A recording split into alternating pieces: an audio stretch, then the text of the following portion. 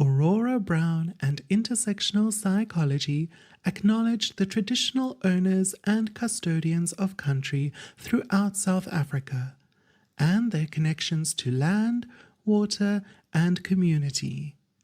We pay our respects to their elders past and present, and extend that respect to all Indigenous people listening today.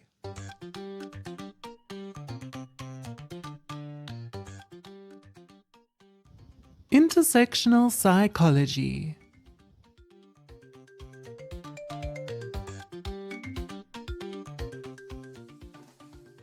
Intersectional Scenes, Episode 1.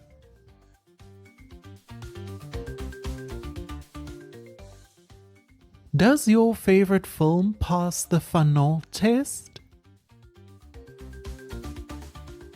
Hello, and welcome back to Intersectional Psychology, the podcast that explores psychology's role in promoting social justice. I'm your host, Aurora Brown. I'm a registered counsellor in Cape Town, South Africa. And I am also someone who often rolls my eyes at the depiction of mental health on TV and in films. And related to that, today we are embarking on a new and exciting journey for this podcast. But first, how are you? What is going on? I find that what helps manage my fear and anxiety is spending time in community and getting involved in activism and local organizing. Look out for ways to get involved in your community. You can also support the Triangle Project or the Palestine Children's Relief Fund, which are two causes very close to my heart. Whatever you do, we are all in this together. Intersectional psychology is made possible with and by your support. Thanks to everyone who supports the podcast on Patreon. Your subscription gets you bonus episodes, extended cuts, and other goodies. As an independent media creator, I really appreciate your support. But now, back to the new project I mentioned for this podcast.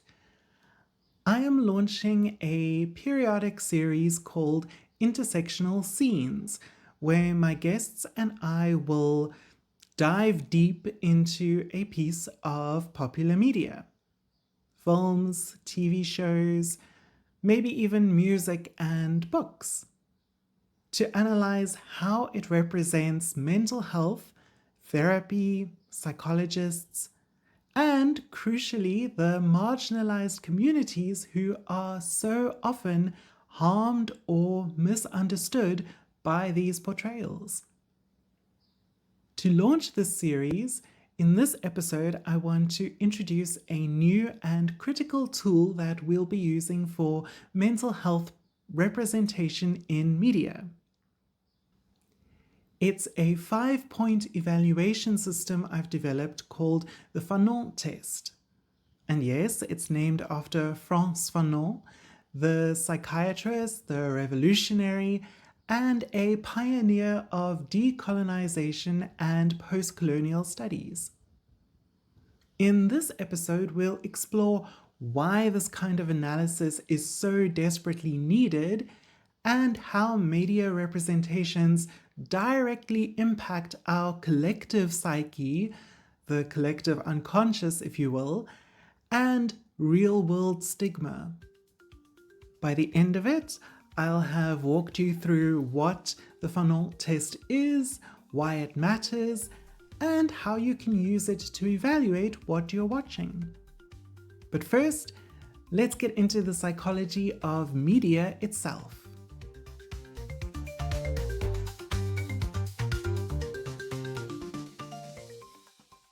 Media shapes minds. The power of representation. Why it matters.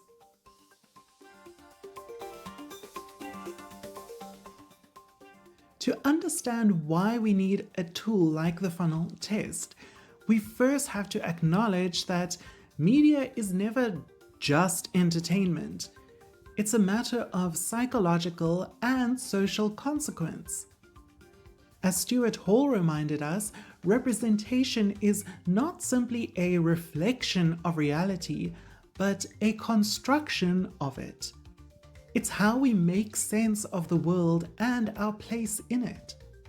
What we see on screen tells us what is quote-unquote normal, what is dangerous, what is heroic, and what is monstrous. It trains us into judging who deserves empathy. Psychologists have studied this for decades.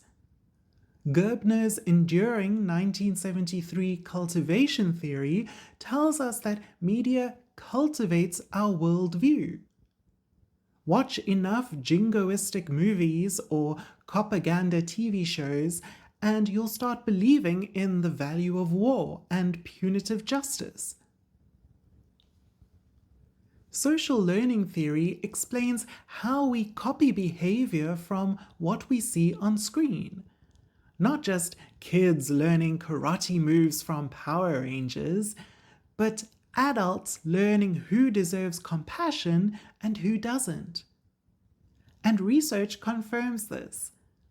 One major review by Sanson and colleagues showed that portrayals of violence, crime, and especially mental illness shape our perceptions in powerful ways.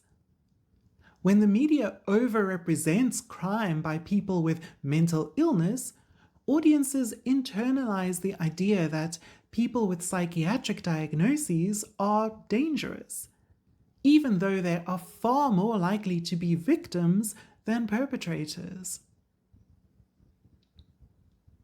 Think about it. For many people, their primary exposure to concepts like psychosis, dissociative identity disorder, or even a simple therapy session doesn't come from a textbook or a lived experience. It comes from a movie like Split, or a TV show like The Sopranos or Hannibal.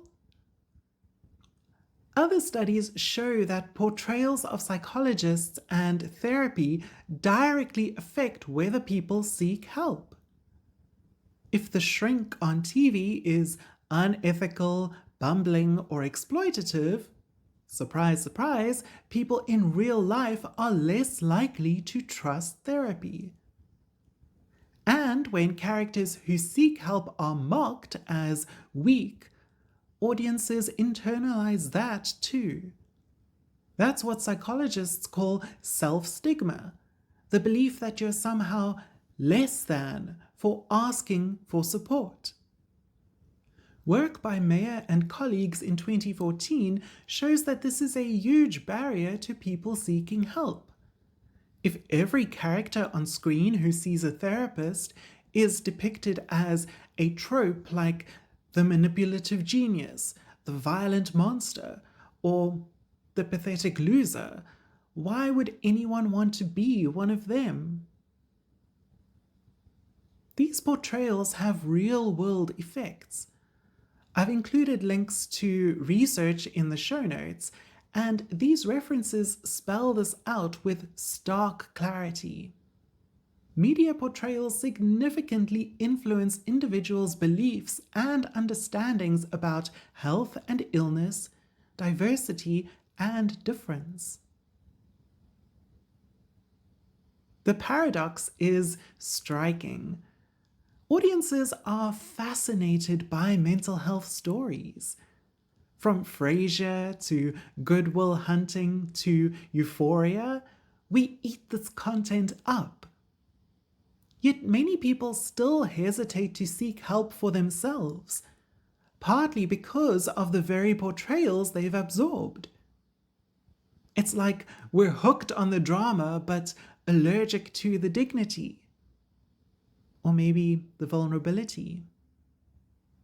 It takes humility and courage to seek help. And let's be clear, this doesn't affect everyone equally. Intersectionality reminds us that when you're already marginalized by race, gender, sexuality, or disability, these stereotypes land harder. They reinforce existing prejudices and amplify existing barriers to care. As Nairn and colleagues argued in 2006, the harm of consistently distorted and stigmatized depictions is compounded when the person with a mental health condition is also Black, queer, transgender, or disabled, groups that are disproportionately represented as villains. The media often engages in what Pumla de Neogocola calls the othering of bodies, scrutinizing and dehumanizing those who exist at the intersection of multiple marginalized identities. But media doesn't just influence lay people, it also shapes the perceptions of professionals and informs health promotion strategies. When our cultural stories about mental health are rooted in stereotype and sensationalism, our entire societal response is stunted. We prioritize individual, medicalized, pathologizing solutions over understanding the systemic oppressive forces, the racism, the patriarchy, the colonialism that are so often at the root of collective mental distress. So when I say media matters, I mean it literally. Representation can harm or it can heal. Ethical, accurate, intersectional representation of mental health is public health. This isn't just about getting the facts right. It's about justice. It's about challenging what Ignacio Martín Baró called the institutionalized lies that maintain social inequity. It's about decolonizing our imagination.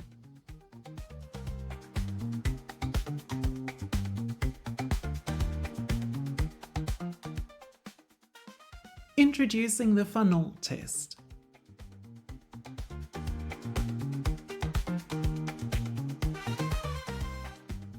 So, what do we do about this? How do we move from being passive consumers to active, critical interrogators of the media we consume? You might already be familiar with the Bechdel Test, also known as the Bechdel-Wallace test.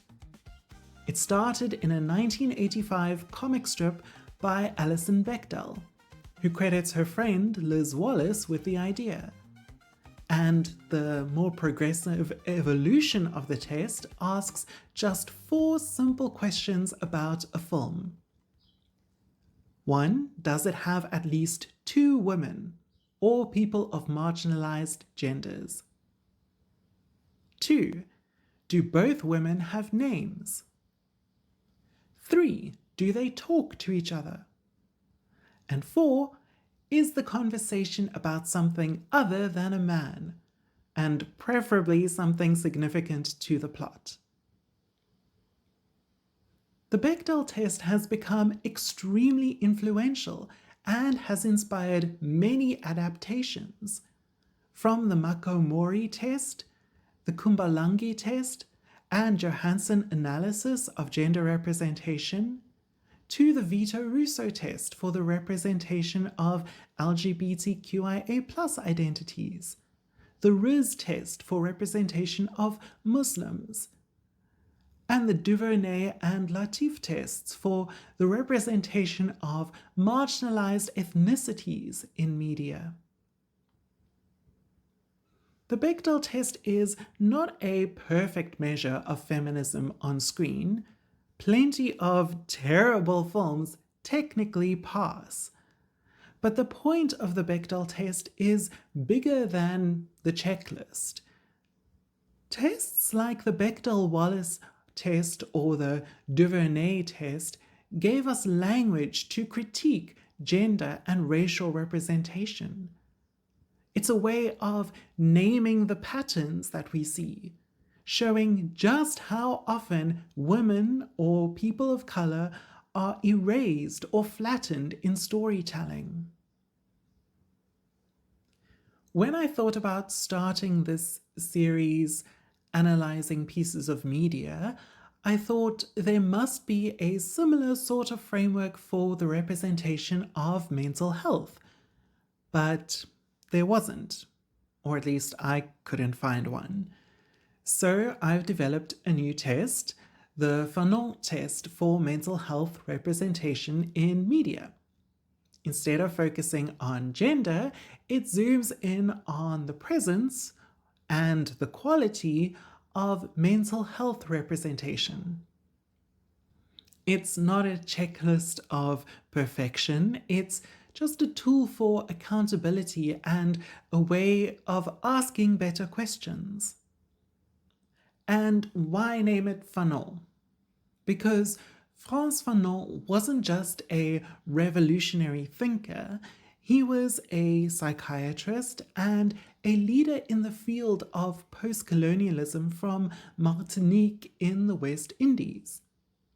His work, particularly in Black Skin, White Masks and The Wretched of the Earth, exposed how colonialism damages mental health and how racism and oppression live in the psyche as much as in politics. Fanon understood that mental health cannot be separated from the power structures that shape our lives. Naming this test after him is my way of grounding it in that legacy. Now, the goal of the Fanon test is not to dismiss media that fails it, but to use it as a starting point for a deeper, more intersectional conversation. This is the heart of our new Intersectional Scenes series on the podcast.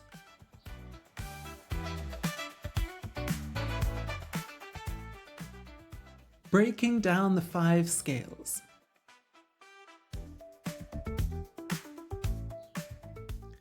The Fanon test consists of 5 scales, each with one question contributing 1 point, leading to a total score out of 5. But remember, the score is just a gateway. The real value is in the discussion that each point generates. Each scale of the test is also named after a thinker who has contributed profoundly to decolonizing and intersectional approaches to mental health and society. So, here are the 5 scales. Firstly, we have the Cooper scale, named in honor of the South African psychologist, anti-apartheid activist, and former political prisoner Sata Sivian Cooper. The question for this scale is, are mental health phenomena depicted and named with clarity? This is the basic literacy test. Does the media get the facts right, or does it use mental health as a vague, spooky plot device? Does the story identify the psychological root of a character's behavior, or does it ignore the fact that someone might be struggling with grief or depression or addiction, and instead just throw around labels like unreliable or a Debbie Downer or psychotic, as if that explains everything? A point on this scale means the portrayal is accurate and avoids sensationalism. A 0 is a film like M. Night Shyamalan's Split, which grotesquely misrepresents and misidentifies dissociative identity disorder as a pathway to supernatural violent abilities. And don't get me wrong, I enjoy the campiness and twist endings and batshit banana soup of M. Night Shyamalan's films just as much as the next horror girly, but I can still critique the psychological elements when his films go completely off the rails. And that's the point of the Fanon Test. Not to dump on our favorite films and TV shows, but to be critical of them. Secondly, we have the Hill-Collins scale, named for the groundbreaking Black feminist scholar Patricia Hill-Collins, who gave us the concept of controlling images. The question is, are characters shown as whole people beyond their diagnosis or stereotype? This scale fights against reductionism. Are characters with mental health conditions defined solely by their illness, existing only to be a victim, a monster, or a lesson for the protagonist? Or do they have desires, relationships, a history, and agency that exist outside of their diagnosis? Can a character with depression also have a career, a family, a sense of humor? Or are they reduced to the depressed one? Or even worse, the depressing one? A point on this scale means the character is a complex human being. A 0 means they are merely a plot device. Thirdly, we have the Crenshaw scale, named, of course, after the legal scholar Kimberly Crenshaw, who coined the term intersectionality. The question for this scale is, does the story acknowledge and challenge the intersecting systems of power shaping mental health? This is the core of intersectional analysis. Does the narrative understand that mental distress is not born in a vacuum? Does it connect a character's anxiety to racial trauma? Does it show how poverty, homophobia, or ableism limit access to care or create distress in the first place? A point on this scale means the story moves beyond an individual biomedical model to a social and political one. A 0 means it treats mental health as a purely personal chemical issue. The fourth scale is the Childs scale, named for anthropologist and psychoanalyst E. Kitch Childs, who worked to decolonize therapeutic practice. The question for this scale is if it depicts mental health professionals or therapeutic processes, including indigenous or informal ones, are these represented accurately and respectfully? This scale critiques the portrayal of the quote-unquote expert and the process of healing itself. Is the therapist an ethical, boundaried professional or a manipulative villain? Is therapy shown as a collaborative relationship in process or just a caricature of a Freudian stereotype, a hypnotic interrogation? Are indigenous practices tokenized or exoticized, or are they treated with dignity and accuracy? A point on this scale means the dynamic is based on trust and integrity. A 0 is the unethical, coercive therapist trope seen in so many horror films or soap operas.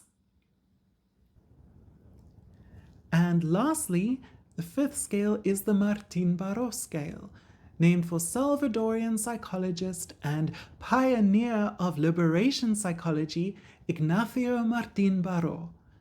The question for the scale is, does the story invite meaningful engagement with ethical issues without reinforcing stigma?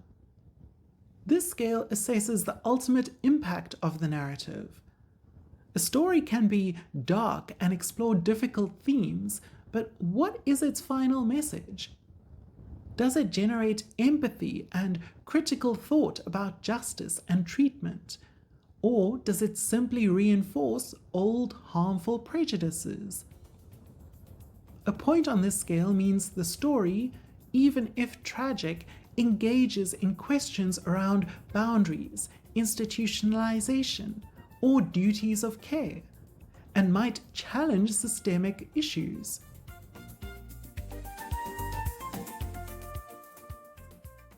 Applying the test.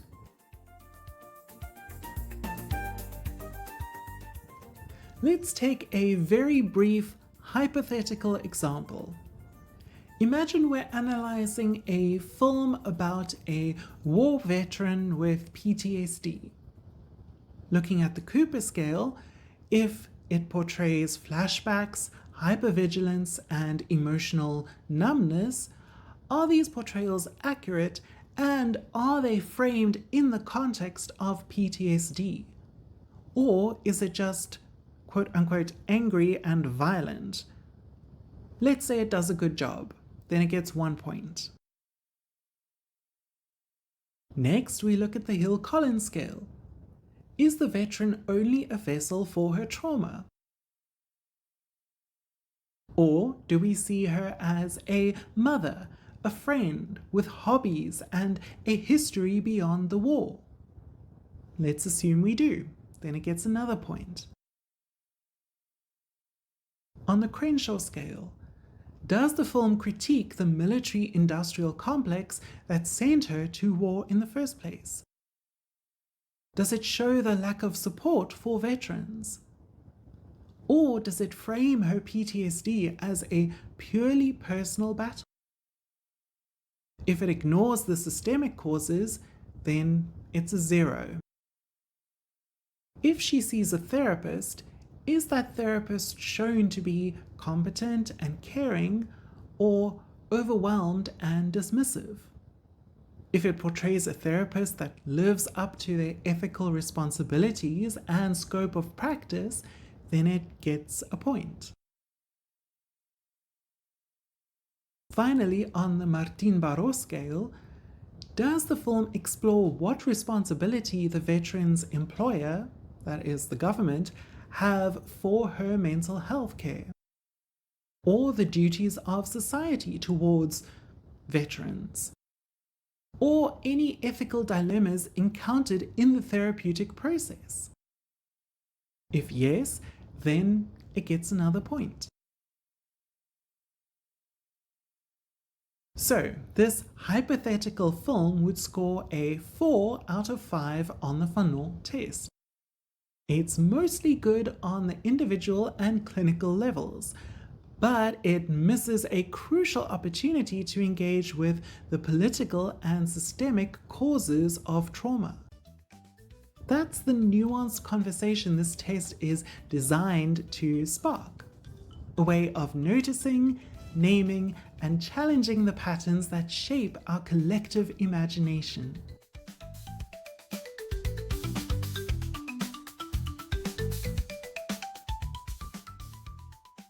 Looking ahead at intersectional scenes.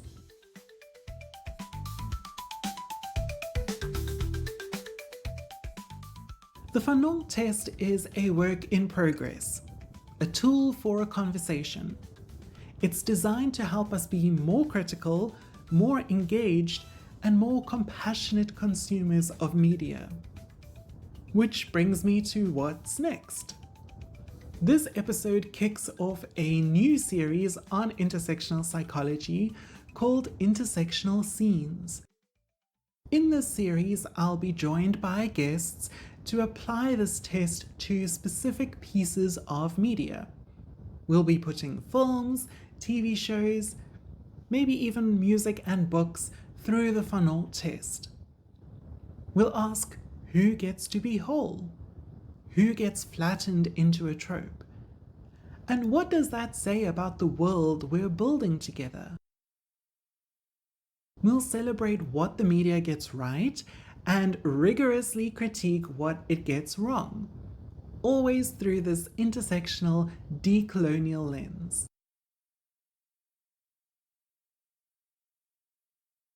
I don't want this to be a one-way street. I'd love to hear from you. What shows or films should we test? Which portrayals made you feel seen? And which ones made you squirm? Representation is never neutral. It shapes how we see others and how we see ourselves.